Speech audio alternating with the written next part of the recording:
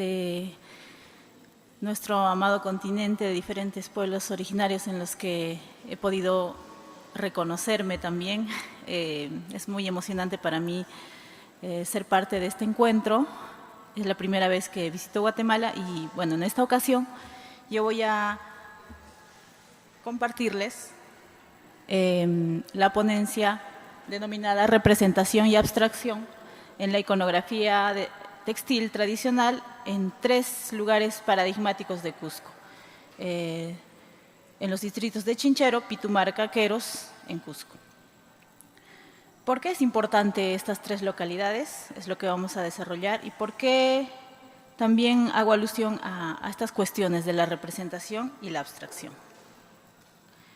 Primero, la metodología de mi investigación. Tiene un enfoque cualitativo. He sido parte de una de las comunidades, me considero heredera de la tradición textil de Chinchero, porque mis papás vienen de esta tradición. Y bueno, desde la observación y la descripción participativa, hago un registro iconográfico y la descripción de las técnicas textiles. También desde la oralidad de los tejedores de estas comunidades, primero haciendo un acercamiento a partir de mi familia, de mi mamá, de mis tías, primas. Y bueno, a partir de eso también la búsqueda de la explicación de estos aspectos figurativos abstractos y cómo en estas 2 formas de expresar lo artístico textil está presente el simbolismo. A diferencia del arte europeo, del arte occidental, lo abstracto y el figurativo no se distancian en cuanto a lo que simbolizan. Aquí simboliza, mientras que en el arte occidental lo abstracto busca una emoción pura, no busca representar nada ni simbolizar nada, pero para nosotros eso parece muy natural que simbolice aspectos muy profundos de nuestras tradiciones. Entonces, ahora voy a proponer un panorama que busca aproximar las nociones de la iconografía textil de estas 3 localidades, que además son tradiciones vivas.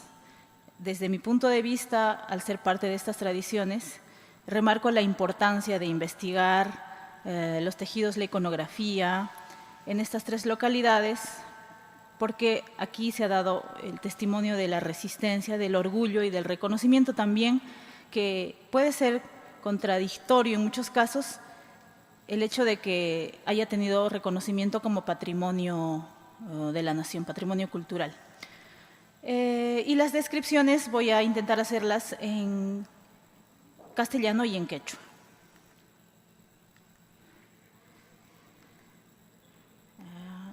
No, estoy mal. Creo que me fui un poco atrás. Quiero ir atrás.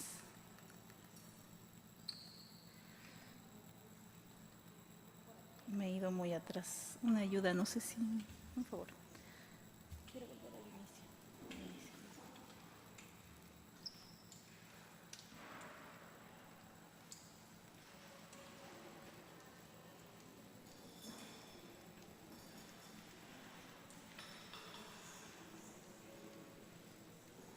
Está avanzando, ¿no? Sí, sí, sí.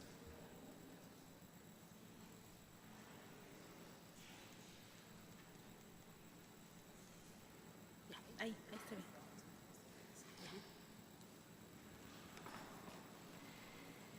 Primero, una breve anotación de qué es el tejido para los pueblos originarios. El tejido, bueno, en el pueblo quechua, con las diversidades implícitas del ande cusqueño, el tejido ahuay, el tejido en telar de cintura del que voy a hacer más precisiones, es tanto el proceso como el resultado. La propia palabra denota eso. Es la ropa, la pacha, y también el tiempo y el espacio, que es la pacha. Y también es arquitectura. Tenemos varias expresiones de arquitectura textil, los puentes, las casas, los techados. Y en el tiempo y pacha es también las danzas ceremoniales, los rituales donde se trenzan, las comparsas de baile, donde se peregrina en las montañas, y el tejido vive con nosotros y retorna a la tierra en las ceremonias de rituales de Jaiwariku y Pago a la Tierra. Como proceso está presente nuestro vínculo con el territorio y con un conocimiento profundo de cada elemento que interviene en su composición, desde la crianza, desde el corte, el taxa y el minmarutu, y que es el corte. Ahí se hacen ceremonias en cada momento, el escarmenado, que es el unuchasca o tiza, y el teñido, y de ahí ya partimos hacia el hilado. Tanto el hilado como el canti, como el urdido, el aulli, para terminar en el tejido, en el agua. Y tenemos múltiples herramientas que seguramente son muy comunes a estos territorios también. Haciendo ya un alcance un poco más amplio acerca de la iconografía, tenemos un tránsito. Si bien los tejidos incas y pre-incas, como la máxima expresión del arte inca, por ejemplo, se tiene al tocapu, que es el tejido abstracto de los uncus, ha habido un tránsito y también una evolución con influencias externas, donde ha habido estas continuidades y disrupciones en las técnicas. En el tocapu tenemos, por ejemplo, estas prendas textiles donde se enmarcan en cuadrados, mucho más abstractos de los que ahora ya no se sabe en muchos casos las interpretaciones tal cual fueron. Y en la actualidad lo que tenemos son los payay, que es como el payay es la unidad iconográfica, el icono símbolo, que significa como palabra quechua recoger, escogiendo y contando a la vez. Esta se da en la técnica del agua y del tejido en telar de cintura, y así tengo este ejemplo que es un fragmento de una liglia chinchero comparada con un fragmento de un uncu inca. En el tejido en chinchero, por ejemplo, que es el que yo aprendí, que es este tejido, se da el tejido en dos caras, ¿no?, que le decimos iskayuya. Este proceso de tejer recogiendo, escogiendo a la vez, es un modelo ideográfico donde yo como arquitecta también y como artista he encontrado esta noción de que se teje el territorio.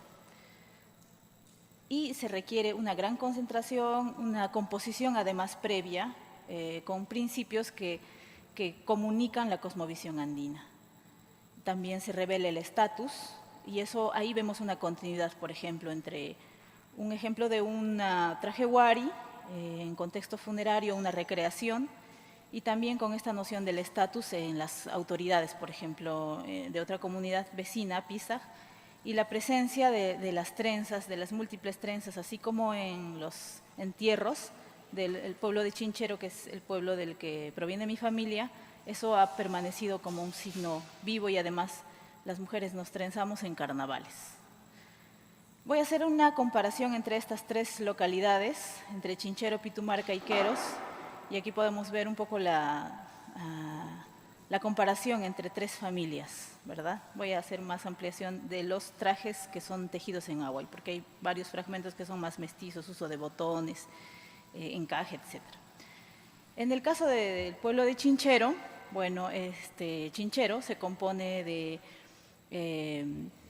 es uno de los 7 distritos de la provincia de Urubamba, donde todavía tenemos de manera simbólica la composición de los ayllus. Está organizado en 13 ayllus y está más o menos ahora en auto pues a 45 minutos, pero hace unos 50 años se venía casi en un día a pie.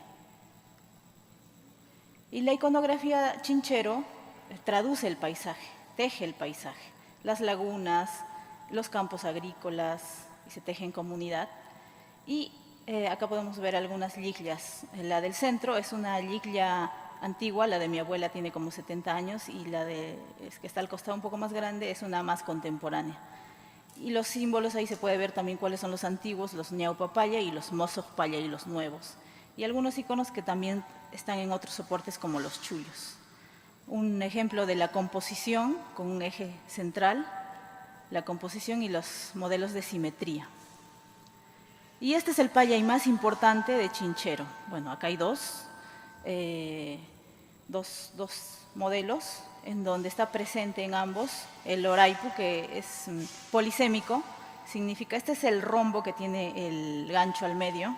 El rombo tiene otros payays también, que son los contornos blancos son la jesua, los círculos son las lagunas, y Kuti, que es este gancho, es el símbolo del trabajo, y los dos ojitos son la dualidad.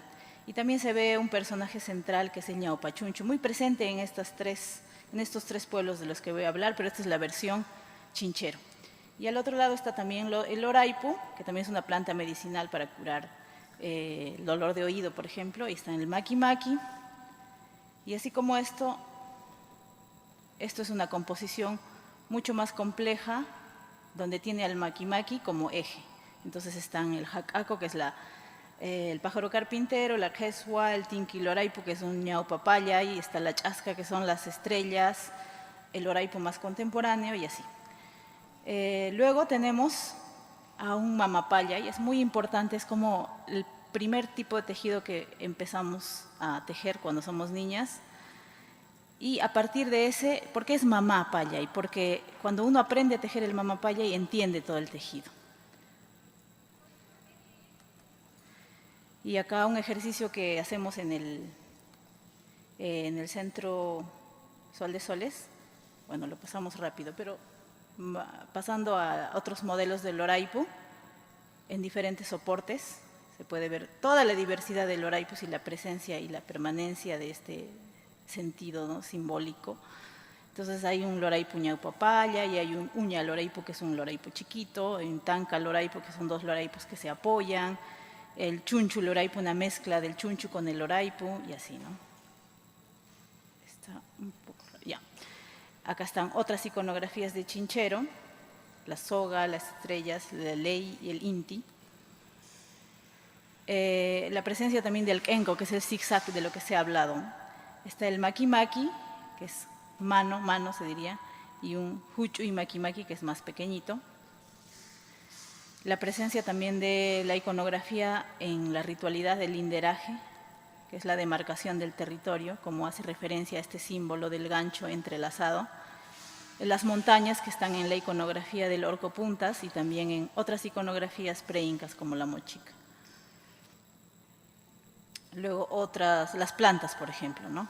Los helechos, hay una que parece el maguey. Luego está el chilichili, que son los andenes, y chayaiku también, que son los andenes, una variación. Los rombos en el ñahuahuapa, el puitu en el rombo, que es el borde de las faldas. Y acá, por ejemplo, son variaciones del jacaco, que es el jacajlio, que es el pájaro carpintero.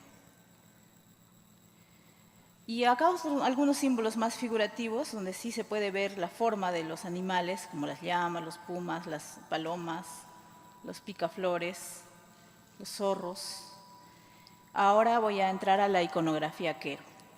El pueblo quero, bueno, son 12 pueblos que pertenecen a 6 comunidades, están ubicados en otro distrito, en el distrito de Pocartambo, y ellos tienen un reconocimiento como patrimonio, toda la nación, los saberes, los cantos y especialmente el tejido. Y ellos habitan 3 pisos altitudinales, van de la puna, que está más cerca a la montaña, al nevado, hasta la parte selva. Entonces ellos están en continuo tránsito, durante el año van transitando. Y de toda esa diversidad de territorio es el que se nutre su iconografía textil. Ellos hacen una variación del telar de cintura en el telar de piso, ¿no?, de 4 estacas. Y tienen estos símbolos que hacen más referencia al sol, por ejemplo, el tawa inti cocha, una cuatripartición, y el hatun inti, que es el sol al mediodía. Y aquí una variación del ñaupachunchu, por ejemplo, que es este personaje, el Inca Rey, y variaciones en color y en forma y también grados de abstracción del ñaupachunchu. Entonces hay un ñaupachunchu incluso que desaparece, que hace referencia a incluso el fin del incanato. Y también hay mucha diversidad del sol al amanecer y al anochecer. En estos soportes pequeñitos, que está en la silla del medio, en las huachalas o uncuñas. Por ejemplo, aquí los surcos, los campos de cultivo y también el chilichili. También los golones, Aquí el inti al amanecer, el sol, ¿no? El sol al amanecer, el sol al anochecer, el oscuro y el claro, el alternado en diferentes prendas con el ñaupachunchu y una huachala más colorida, más contemporánea.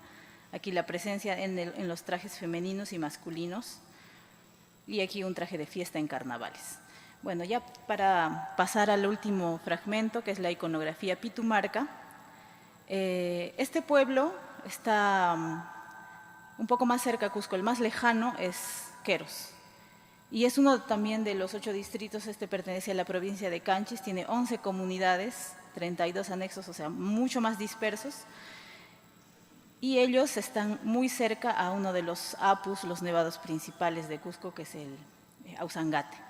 Y hay múltiple cantidad de presencia de lagunas y es mucho más alto.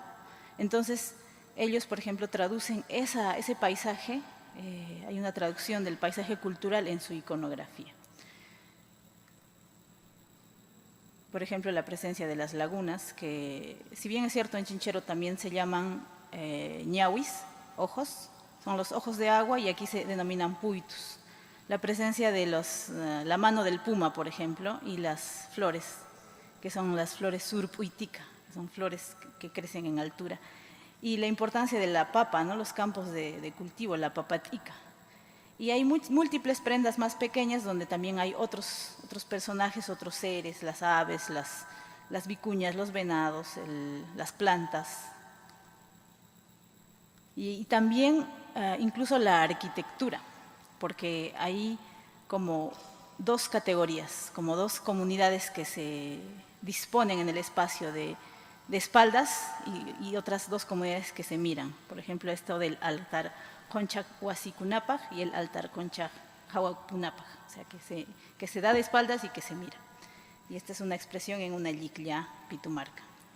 También la presencia del enco en los golones, en los bordes de las faldas. Otros soportes más contemporáneos, en chalinas, donde hay mayor diversidad de color.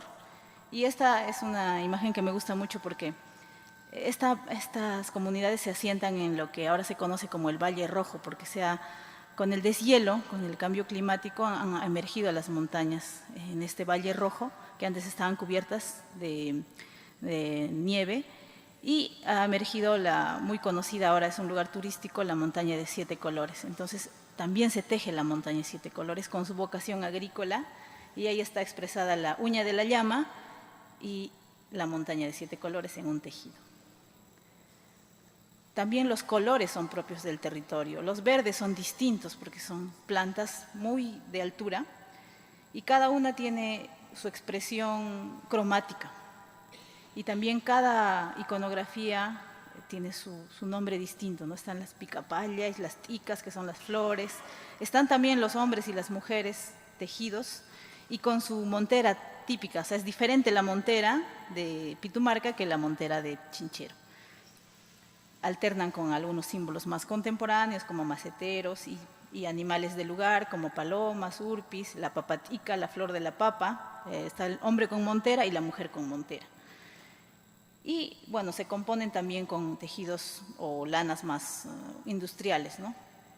Este poncho que está ahí de blanco, donde el paya es más grande, por ejemplo, es un poncho de carnavales.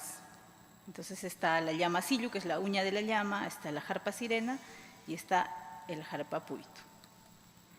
Y así podemos ver más. Acá, por ejemplo, un campo de cultivo con el centro, el eje de las papas, de la papatica. Y para terminar, un detalle importante de estos tejidos es que, por ejemplo, aquí se hace mucho énfasis en la lluvia, ¿no? La canca o parina, las gotitas de lluvia. Eso sería para terminar. Y aquí les dejo algunos contactos de cómo hacemos esto dentro de un colectivo, que es Sol de Soles, la transmisión de conocimientos intergeneracionales y la invitación a los maestros de las comunidades para que sean parte como eje central de esto, para que se explique desde su voz, desde el quechua, por ejemplo. Muchas gracias.